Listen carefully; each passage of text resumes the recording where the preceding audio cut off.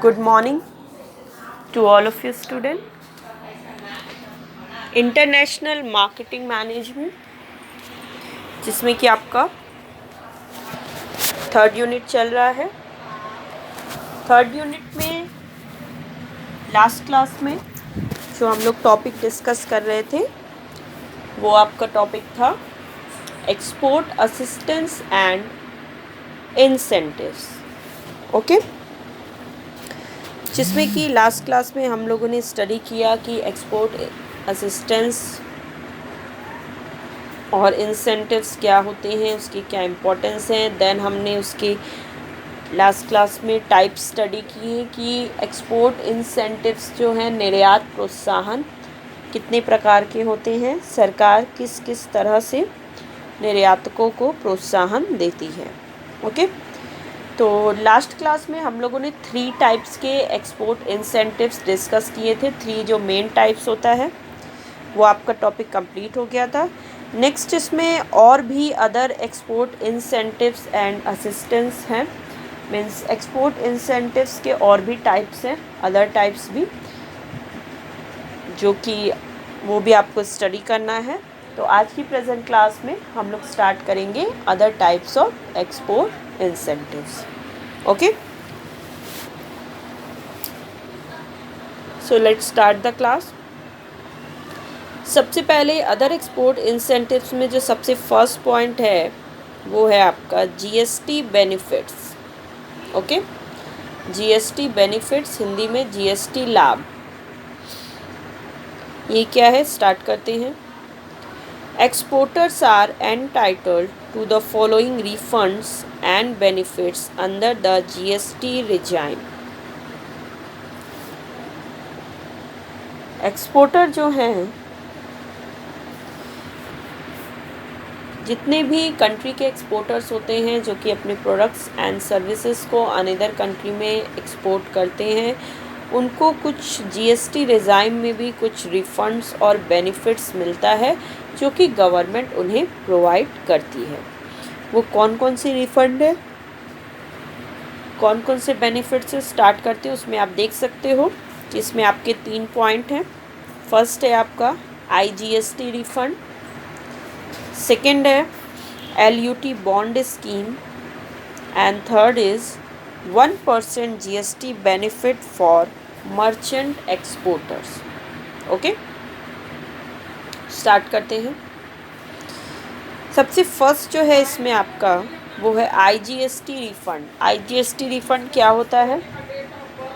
All exports are subject to IGST which can be reclaimed by filing for a refund with the customs department. IGST refund ये क्या है? जितने भी exports होते हैं जो कि कंट्री से जितने भी goods and services another country में एक्सपोर्ट किए जाते हैं, उन सभी एक्सपोर्ट्स पर आईजीएसटी लगती है, which can be reclaim bye filing for a refund with the customs department. Means जितने भी गुड्स और सर्विसेज एक्सपोर्ट किए जाते हैं अनदर कंट्री पे, उन सभी गुड्स एंड सर्विसेज पे एक्सपोर्टर्स को आईजीएसटी पे करना होता है। और अगर कोई जो एक्सपोर्टर है वो आईजीएसटी अगर रिफ़ंड चाहता है, मीन्स गवर्नमेंट की तरफ से ये सभी एक्सपोर्टर्स को ये फैसिलिटी, ये बेनिफिट प्रोवाइड की जाती है कि कोई भी एक्सपोर्टर्स आईजीएसटी के रिफ़ंड के लिए उसे कस्टम डिपार्टमेंट में एक रिफ़ंड फाइलिंग करनी होती है, उसके लिए रिक्लेम करना होता है उन्हें, जिससे कि वो फाइल करने से उन्हें जो आईजीएसटी का जो अमाउंट वो पे करते हैं वो उन्हें रिफ़ंड हो जाता है। क्लियर है? मीन्स जो भी एक्सपोर्टर्स आईजीएसटी रिफ़ंड पाना चाहते हैं उन्हें कस्टम डिपार्टमेंट में आईजीएसटी रिफ़ंड को फाइल करना होता है, उसको रिक्लेम का फॉर्म भरना होता है, जिसके थ्रू उन्हें आईजीएसटी का जो अमाउंट होता है वो रिफ़ंड कर दिया जाता है। क्लियर है? नेक्स्ट आ जाइए।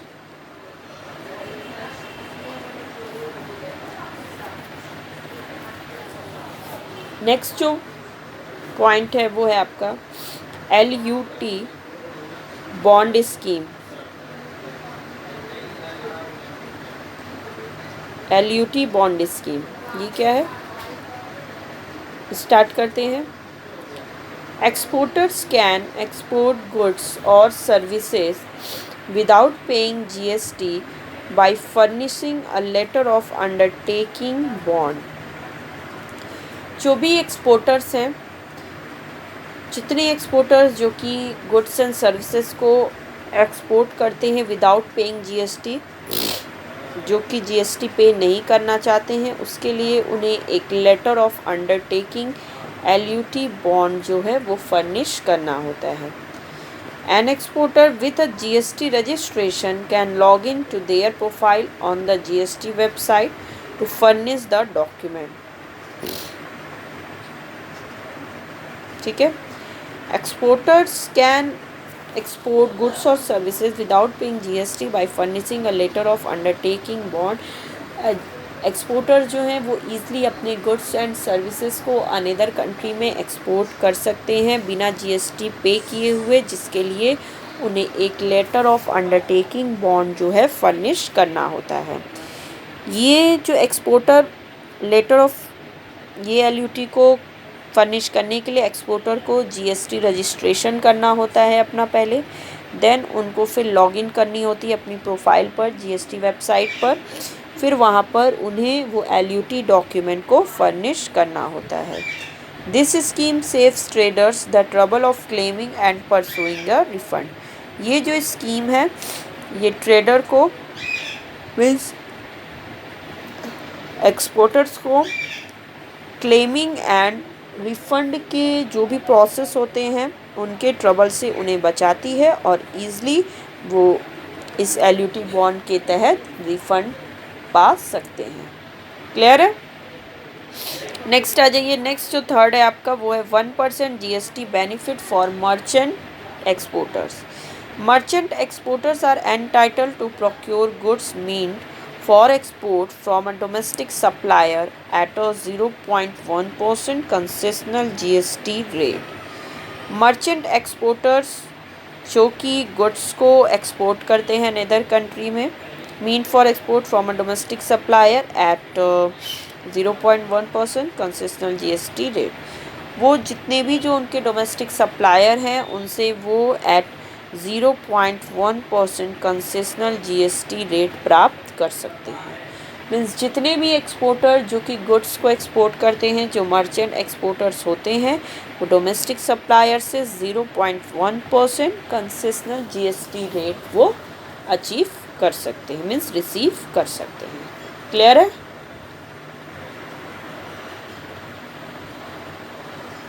ओके, नेक्स्ट आइए। नेक्स्ट पॉइंट सेकंड जो आपका है अदर एक्सपोर्ट इंसेंटिव्स में वो है status holder certificate. Status holder certificate, okay, ये क्या है, स्टार्ट करते हैं। The DGFT offers exporters deemed to have contributed to India's foreign trade star rating as a 1, 2, 3, 4 and 5 star export house. DGFT offers exporter deemed to have contributed to India's foreign trade. जो DGFT होते हैं, directorate general of foreign trade, वो exporters को offer करते हैं कि वो चाहे तो इंडिया के फॉरेन ट्रेड में कंट्रीब्यूट कर सकते हैं, मीन्स योगदान दे सकते हैं उसमें, जिससे कि उनकी स्टार रेटिंग्स उसी बेसिस पे होती है 1, 2, 3, 4 and 5 star export house. Ratings depend on export performance in the current and past 3 financial years. ये जो रेटिंग होती है जो एक्सपोर्टर्स की जाती है, उनके स्टेटस की जो रेटिंग की जाती है वो आपकी डिपेंड करती है उनके एक्सपोर्ट परफॉर्मेंस पे in the current and past 3 financial years. Means current year में और पास्ट 3 फाइनेंशियल ईयर्स में उनकी क्या परफॉर्मेंस है, एक्सपोर्ट परफॉर्मेंस, उसके बेसिस पे जो भी एक्सपोर्टर्स होते हैं उनकी रेटिंग की जाती है और जिसके लिए उन्हें स्टेटस होल्डर सर्टिफिकेट ग्रांट किया जाता है। The certificate is valid for 5 years और till March 31st 2021 when the current foreign trade policy lapses। ये जो सर्टिफिकेट होती है, जो स्टेटस होल्डर सर्टिफिकेट, जो कि एक्सपोर्टर्स को इशू की जाती है DGFT के द्वारा, ये सर्टिफिकेट 5 इयर्स के लिए वैलिड होती है, 5 साल के लिए, या फिर टिल मार्च 31 2021 तक वैलिड होगी, क्योंकि जो करंट FTP पॉलिसी है वो हमारी 2021 31 मार्च को लैप्स हो चुकी है और 1 अप्रैल 2021 से न्यू FTP जो है फॉरेन ट्रेड पॉलिसी वो हमारी अनाउंस्ड हो चुकी है। ओके, क्लियर है? मीन्स ये जो सर्टिफिकेट, जो स्टेटस होल्डर सर्टिफिकेट, जो कि एक्सपोर्टर्स के परफॉर्मेंस पे बेस होती है, उनके पिछले 3 साल के परफॉर्मेंस और करंट ईयर के परफॉर्मेंस पे ये सर्टिफिकेट 5 साल के लिए इसकी वैलिडिटी होती है। क्लियर है? Status holders receive non-financial privileges such as faster custom clearance, preference in import duty payment, exemptions from furnishing bank guarantee, from compulsory negotiation of documents from banks, and from guaranteed remittance procedures।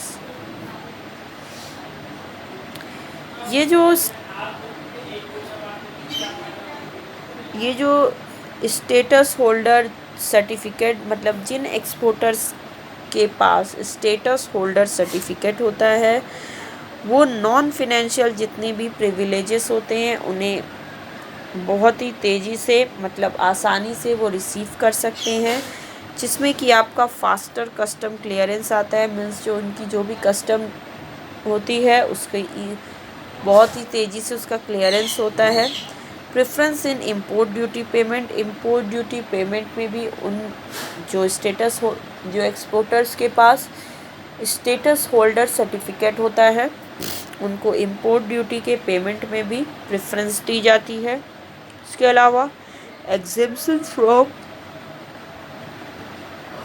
Furnishing bank guarantee, इसके अलावा जो भी bank guarantee है उसमें भी उन्हें छूट दी जाती है। मीन्स जिन एक्सपोर्टर्स के पास स्टेटस होल्डर सर्टिफिकेट होता है उन्हें बैंक गारंटी से भी, मीन्स बैंक गारंटी का डॉक्यूमेंट देने से भी एक्सेम्पशन वहाँ पर उन्हें छूट दी जाती है। From compulsory negotiation of documents from banks and from guaranteed remittance procedures, इसके अलावा बैंक से और गारंटीड रेमिटेंस प्रोसीजर के डॉक्यूमेंट्स जो कि कंपल्सरी होते हैं निगोशिएशन के लिए, इसमें भी उन्हें एग्जेम्पशन प्रोवाइड की जाती है। मीन्स स्टेटस होल्डर सर्टिफिकेट वाले एक्सपोर्टर्स को बैंक से गारंटीड रेमिटेंस प्रोसीजर के जितने भी डॉक्यूमेंट्स होते हैं जो कि निगोशिएशन के लिए कंपल्सरी हैं, ऐसे एक्सपोर्टर्स को इन सभी चीज़ों में भी एग्जेम्पशन प्रोवाइड की जाती है। मीन्स उन्हें छूट प्रदान की जाती है। क्लियर है?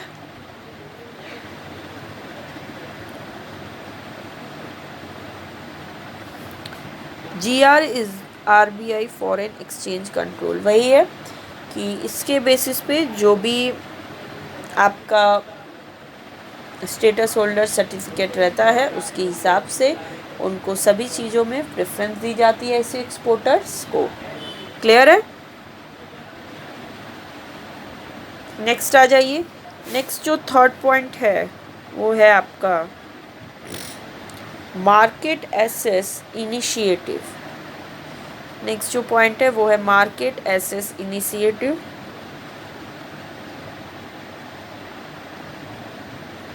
ये क्या है, स्टार्ट करते हैं। This scheme AIIMS to explore new markets and support export promotion activities there।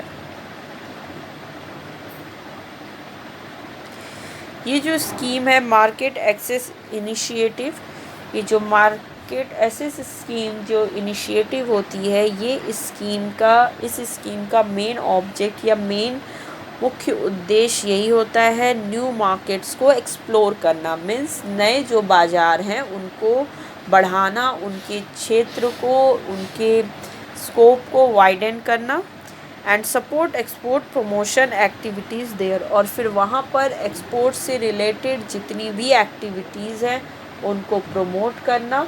Means जितनी भी एक्टिविटीज़ एक्सपोर्ट की होती हैं उनके प्रमोशन में बढ़ावा देना।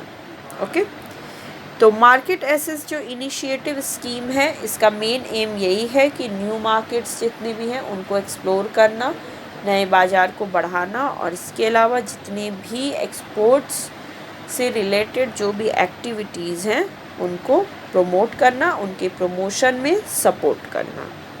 क्लियर है? Activities include market studies, publicity campaigns, brand promotion, setting up showrooms or warehouses, participation in international trade fairs, reimbursement of airfare for participation in international events. Okay, refund of registration charges paid to the importing country. In case of pharmaceuticals, biotechnology, chemicals, farm and food products, benefits under MAI are allocated through the Export Promotion Councils. ये जितनी जो भी export से related जो activities होती हैं जो कि इस स्कीम के तहत उस सारी एक्टिविटीज़ के प्रमोशन में सपोर्ट किया जाता है। उन एक्टिविटीज़ में कौन कौन सी एक्टिविटीज़ इंक्लूड होती हैं, इसमें आपका आता है मार्केट स्टडीज़, बाज़ार की स्टडी करना, पब्लिसिटी कैंपेन्स जो भी होते हैं, पब्लिसिटी के लिए जो कैंपेन्स चलाए जाते हैं, ब्रांड प्रमोशन, ब्रांड को प्रमोट करने के लिए जो भी स्टेप्स लिए जाते हैं, सेटिंग अप शोरूम्स और वेयर हाउसेस, और एक्सपोर्टिंग कंपनी के जो भी शोरूम होते हैं, जो वेयर हाउसेस होते हैं, उनको जो सेटअप करना होता है, सारी चीज़ें। Participation in international trade fairs, इसके अलावा इंटरनेशनल ट्रेड फेयर में पार्टिसिपेट करना, उसमें भाग लेना। Reimbursement of air fare for participation in international events, और इंटरनेशनल इवेंट्स में पार्टिसिपेट करने में जो भी उनके एयर फेयर लगते हैं उसको रीइंबर्स करना।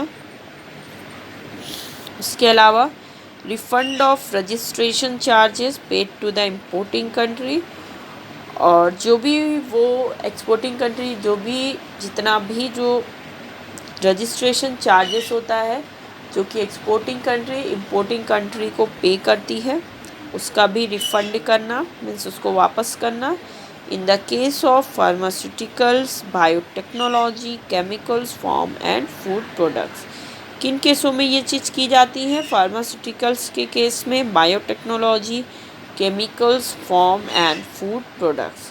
Means chemical, farm, food products, pharmaceuticals, biotechnology, इसके केस में जो भी हमारी एक्टिविटीज़ होती है वो सारी इंक्लूड होती हैं, और जो भी रजिस्ट्रेशन चार्जेस होता है जो कि इम्पोर्टिंग कंट्री को, जो एक्सपोर्टिंग कंट्री को पे करना होता है, तो उसमें उन्हें रिफ़ंड दिया जाता है, उसमें उन्हें पूरी तरह से जो अमाउंट होता है वो वापस किया जाता है। क्लियर है?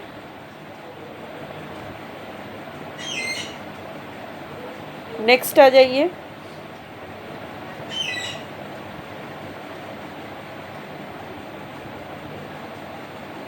नेक्स्ट जो पॉइंट है आपका वो है 4th पॉइंट, ये है towns of export excellence. Towns of export excellence ये क्या है?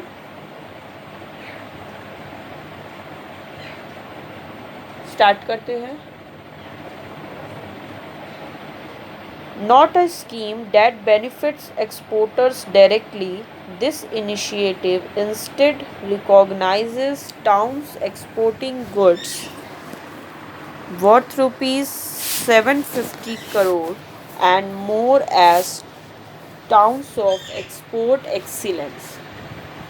ओके, ये जो स्कीम है ये एक्सपोर्टर्स को डायरेक्टली बेनिफिटेड करती है, मीन्स एक्सपोर्टर्स को डायरेक्टली लाभ प्रदान करती है।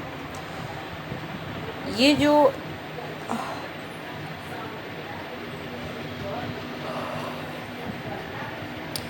not a scheme that benefits exporters directly, this initiative instead recognizing towns exporting goods worth rupees 750 crore and more as towns of export excellence। ये जो स्कीम है आपकी टाउन्स ऑफ एक्सपोर्ट एक्सीलेंस, इस स्कीम के तहत जितने भी टाउन्स ऑफ एक्सपोर्ट एक्सीलेंस के जितने एक्सपोर्टिंग गुड्स है जो कि आपके 750 करोड़ जो या उससे ज़्यादा के हैं, वहाँ पर एक्सपोर्टर्स को जो भी वो एक्सपोर्ट गुड्स को एक्सपोर्ट करती है, यहाँ पर एक्सपोर्टर्स को डायरेक्टली बेनिफिटेड किया जाता है। क्लियर है? It provides financial assistance under MAI guidelines to recognized associations within these towns to fulfill their export potential। ये जो स्कीम्स है ये फिनेंशियल असिस्टेंस प्रोवाइड करती है अंडर MAI गाइडलाइंस के थ्रू, और जो भी रिकॉग्नाइज एसोसिएशंस होते हैं उन्हें फिनेंशियल असिस्टेंस प्रोवाइड की जाती है विद इन दिस टाउन, जो कि उसी टाउन के अंदर जितने भी एसोसिएशंस होते हैं उन्हें प्रोवाइड करती है financial assistance to fulfil their export potential, means उनके एक्सपोर्ट पोटेंशियल को फुलफिल करने के लिए। मीन्स ये जो स्कीम है आपकी टाउन्स ऑफ एक्सपोर्ट एक्सीलेंस, ये एक्सपोर्टर्स के एक्सपोर्ट पोटेंशियल को फुलफिल करने के लिए जितने भी जो एसोसिएशंस रिकॉग्नाइज्ड एसोसिएशंस होते हैं जो कि इसी टाउन्स के अंदर में होते हैं, उन सभी एक्सपोर्ट रिकॉग्नाइज्ड एसोसिएशंस को गवर्नमेंट जो है फिनेंशियल असिस्टेंस प्रोवाइड करती है अंडर MAI गाइडलाइंस। क्लियर है? नेक्स्ट आइए, नेक्स्ट जो है वो आपका है deemed export benefit scheme. Deemed export benefit scheme ये क्या है, स्टार्ट करते हैं। This GGFT implemented scheme extends the benefit employed by exporters to suppliers of domestically produced goods। ये जो स्कीम है आपकी डीम्ड एक्सपोर्ट बेनिफिट स्कीम, इस स्कीम का इम्प्लीमेंट क्यों किया है, मीन्स इस स्कीम का इम्प्लीमेंट ये एक्सपोर्टर्स को बेनिफिट्स प्रोवाइड करते हैं, मीन्स लाभ देते हैं, मीन्स जो भी वो डोमेस्टिकली जो प्रोड्यूस्ड गुड्स होते हैं, जितने भी वो डोमेस्टिकली प्रोड्यूस्ड गुड्स को जो सप्लाई करते हैं, तो वहाँ पर इस स्कीम के तहत एक्सपोर्टर्स को लाभ प्रदान किया जाता है। इस स्कीम के तहत सिर्फ गुड्स ही जो इतने डोमेस्टिकली प्रोड्यूस्ड होते हैं उन्हें ही, मीन्स इस स्कीम के तहत सर्विसेज नॉट इंक्लूडेड, सर्विस जो है वो इंक्लूड नहीं होता है। Who contribute indirectly to exports or contribute to government specified infrastructure projects। इस स्कीम के तहत एक्सपोर्टर्स को इनडायरेक्टली कंट्रीब्यूट किया जाता है, उनको बेनिफिटेड किया जाता है, और जितने भी गवर्नमेंट के जो स्पेसिफाइड जितने इंफ्रास्ट्रक्चर प्रोजेक्ट्स हैं वहाँ पर भी इस स्कीम के तहत कंट्रीब्यूशन किया जाता है। क्लियर है? In a deemed export transaction, the goods don't leave the country and are paid for Indian or foreign currency। Deemed जो export transaction होते हैं, इस ट्रांजैक्शन के तहत जितने भी गुड्स जो प्रोड्यूस किए जाते हैं वो कंट्री से लीव नहीं, मीन्स कंट्री से बाहर नहीं जाते, बल्कि जो ये जो गुड्स हैं ये इंडियन और फॉरेन करेंसी में अपने ही कंट्री में ये पे किए जाते हैं। क्लियर है? The following goods qualify as deemed exports, means deemed export benefit scheme के तहत, ये ध्यान दीजिए कि ये जो बेनिफिट स्कीम है ये सिर्फ गुड्स के लिए है, सर्विसेज इसमें इंक्लूड नहीं होते हैं। इस स्कीम के तहत एक्सपोर्टर्स को और जितने भी गवर्नमेंट के स्पेसिफाइड इंफ्रास्ट्रक्चर प्रोजेक्ट्स हैं उनमें इनडायरेक्टली कंट्रीब्यूट किया जाता है। और इन a deemed export transaction the goods don't leave the country and are paid for in Indian और फॉरेन करेंसी। इस स्कीम के तहत जितने भी गुड्स जो हैं जो प्रोड्यूस किए जाते हैं वो कंट्री से बाहर नहीं जाते हैं, बल्कि वो कंट्री में ही इंडियन और फॉरेन करेंसी में पे किए जाते हैं। क्लियर है? The following goods qualify as deemed exports, कुछ गुड्स हैं जिन्हें कि हम लोग डीम्ड एक्सपोर्ट्स ट्रीट करते हैं। वो कौन कौन सी गुड्स हैं, स्टार्ट करते हैं। उसमें आपका सबसे फर्स्ट है goods supplied against advance authorisation for annual requirement and DFIA। उन गुड्स में सबसे फर्स्ट जो है आपका जितने भी गुड्स, वो सारे गुड्स इंक्लूड होते हैं जितने गुड्स एडवांस ऑथराइजेशन के अगेंस्ट सप्लाई किए जाते हैं, वो आपके सारे गुड्स इस स्कीम के तहत इंक्लूड होते हैं। इसके अलावा जितनी आपकी एनुअल रिक्वायरमेंट, जो advance authorisation for annual requirement है उसके तहत जितने गुड्स सप्लाइड किए जाते हैं वो, एंड DFIA के ड्यूटी फ्री इंपोर्ट ऑथराइजेशन के भी अकॉर्डिंग जितने भी गुड्स एक्सपोर्ट किए जाते हैं, सप्लाई किए जाते हैं, वो सारे यहाँ पर इंक्लूड होते हैं। क्लियर है? नेक्स्ट है goods supplied to EQU, STP, EHTP, STP and BTP unit. इसके अलावा जितने भी गुड्स जो कि EOU, STP, EHTP और BTP के थ्रू जितने भी गुड्स सप्लाई किए जाते हैं वो भी इसमें इंक्लूड होते हैं। क्लियर है?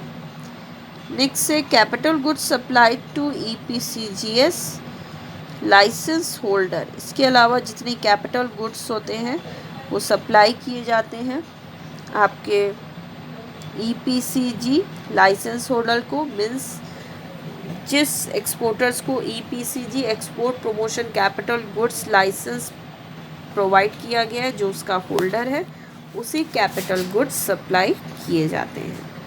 क्लियर है? नेक्स्ट है goods supplied for UN projects, nuclear power projects and projects funded by bilateral multilateral agency. इसके अलावा जितने भी गुड्स सप्लाई जो कि UN projects, nuclear power projects and projects funded by the bilateral और मल्टीलैटरल एजेंसीज के against जितने भी गुड्स सप्लाई किए जाते हैं वो भी आपका इसमें इंक्लूड होता है। क्लियर है? नेक्स्ट एंड लास्ट पॉइंट है इसमें, as such deemed exports are eligible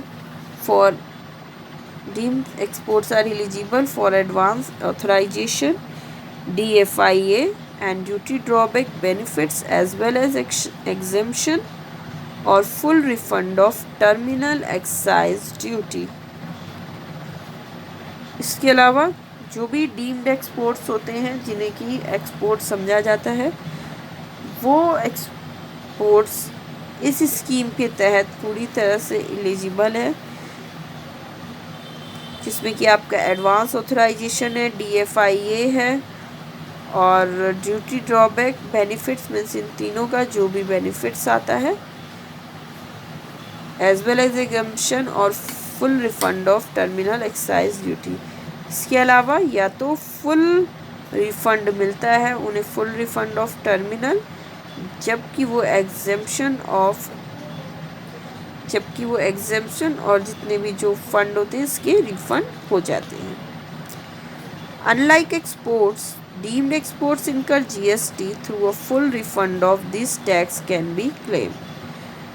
exports की तुलना में नहीं, डीम्ड एक्सपोर्ट्स जो होते हैं इनकर GST, वो GST पे करते हैं जितने भी डीम्ड एक्सपोर्ट्स हैं, जिसमें कि full refund of this tax can be claim. और एक बार जब एक्सपोर्टर्स जीएसटी पे कर देते हैं तब उसका जो रिफ़ंड है आप उसके बाद भी उस पर क्लेम कर सकते हो। उसके रिफ़ंड के लिए जीएसटी को जो भी एक्सपोर्टर्स है वो फिर से मांग सकता है। क्लियर है? तो ये था आपका अदर एक्सपोर्ट इंसेंटिव स्कीम्स, जिसमें आज की क्लास में हम लोगों ने 5 पॉइंट डिस्कस किए हैं। इसमें कुछ पॉइंट्स और हैं जो कि हम लोग नेक्स्ट क्लास में डिस्कस करेंगे। Okay students, so the class is over.